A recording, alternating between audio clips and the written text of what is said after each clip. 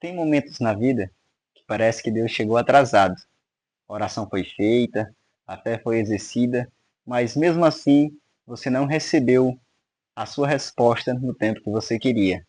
Hoje nós aprenderemos 5 lições sobre João 11 e como Deus age mesmo quando tudo parece já estar perdido, quando tudo parece já ter passado da hora. Irmãos, eu não farei a leitura do texto bíblico, por ser um texto muito longo, mas a gente vai fazer aqui um pequeno resumo. Em resumo, Lázaro adoece, a família de Lázaro manda chamar Jesus, que era amigo daquela família. Jesus demora a chegar até eles, Lázaro morre, mas quando Jesus chega até aquela casa, ele faz um milagre e ressuscita o seu amigo Lázaro.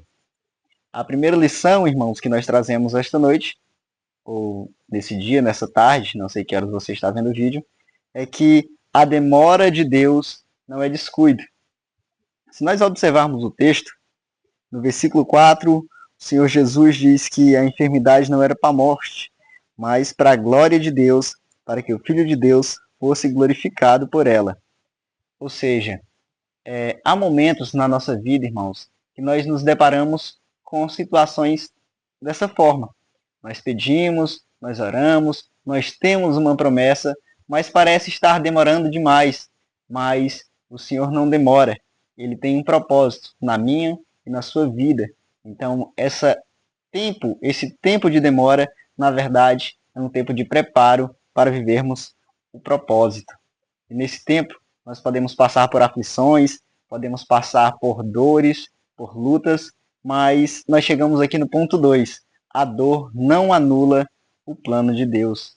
Se nós observarmos novamente no versículo 21, Marta diz a Jesus: Senhor, se tu estivesses aqui, meu irmão não teria morrido. Ali parecia uma súplica de dor. Aquela mulher estava sofrendo pela morte de seu irmão, porque ela não conhecia o plano de Deus. Ela não sabia ainda o que aconteceria, mas mesmo na dor, a gente tem que manter a nossa fé firme.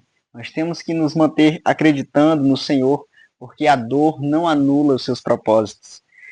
Jesus chegou ali, demorou, mas chegou. Estava doendo, mas ele iria levar cura.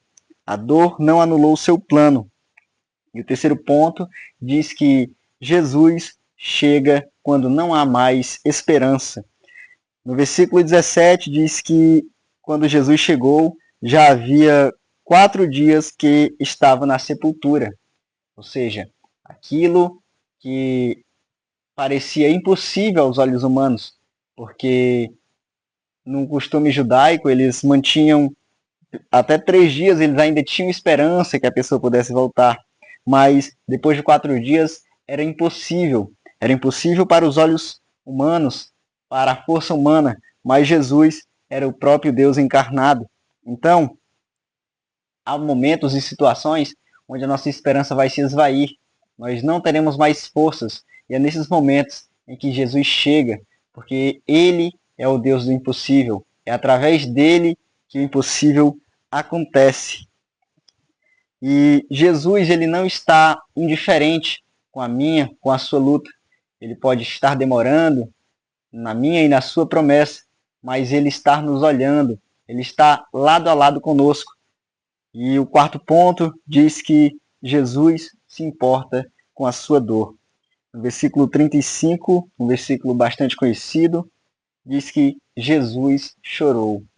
Mesmo conhecendo o que iria acontecer, mesmo sabendo o que viria a acontecer, do milagre que ocorreria, que ele mesmo faria, Jesus ainda assim chorou. Por quê? Porque ele se compadece da minha e da sua dor. Ele se fez carne, o Verbo encarnado, para experimentar a minha e a sua dor, para mostrar que ele também é humano. Era 100% Deus, mas 100% humano. E como 100% homem, ele chorava por um amigo que estava morto. Mas, sendo 100% Deus, ele chamou para fora do túmulo. E Lázaro saiu, reviveu e saiu daquela caverna. O quinto ponto diz que o impossível responde a voz de Jesus.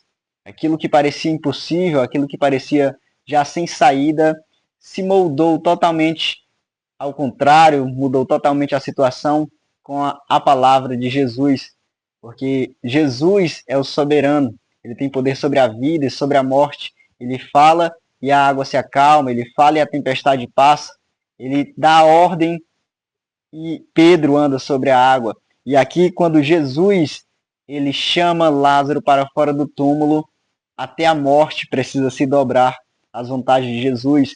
O impossível responde à voz do nosso Senhor Jesus Cristo. Então, irmão, se você tem uma situação, se você tem uma promessa na sua vida, ou se você tem apresentado uma causa da sua vida e colocado nas mãos de Jesus e parece que está demorando, não temas, porque o nosso Deus ele é perfeito, ele age na hora certa, ele tem o melhor plano para mim e para a sua vida. Às vezes não é demora, mas é o preparo para vivermos o propósito. Se você gostou desse estudo, desses 5 pontos, eu deixei aqui no comentário fixado um PDF com todo esse esboço detalhado para você usar em estudo, no seu devocional, ou até mesmo na pregação da sua igreja. Fique à vontade para usar. Não se esqueça de se inscrever no canal, deixar o seu like e compartilhar com alguém que também gostaria de ouvir essa mensagem.